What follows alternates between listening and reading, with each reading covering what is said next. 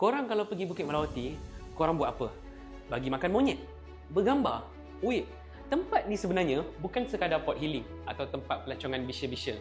Sebab 240 tahun dulu, kat sinilah benteng terakhir yang jaga maruah dan kedaulatan Selangor.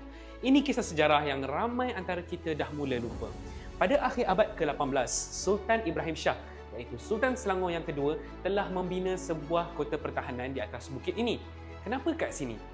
Sebab kedudukannya strategik gila. View dia korang dapat 360 darjah menghadap laut. Jadi musuh datang dari jauh pun kita dah boleh nampak. Tapi sejarah tak selalunya manis, tuan-tuan dan puan. Pada Julai 1784, Bukit Melawati jatuh ke tangan Belanda selepas serangan bertubi-tubi. Belanda siap tukar nama tempat ni jadi kota Eltingsburg, sempena nama Governor General mereka. Tapi anak muda Selangor waktu tu tak duduk diam. Pada malam 27 Jun 1785, Sultan Ibrahim dengan bantuan pahlawan-pahlawan dari Pahang melancarkan serangan nekat. Dalam masa satu malam sahaja, mereka berjaya rampas balik kota ni dan halau Belanda keluar.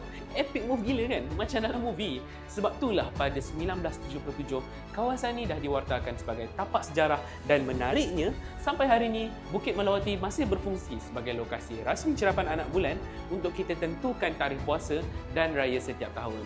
Jadi lepas ni, kalau korang datang dekat Bukit Melawati, ingat, korang bukan sekadar tengah tengok pemandangan atau tengok monyet, tapi korang tengah berdiri di bumi pejuang yang pernah mempertahankan maruah Selangor.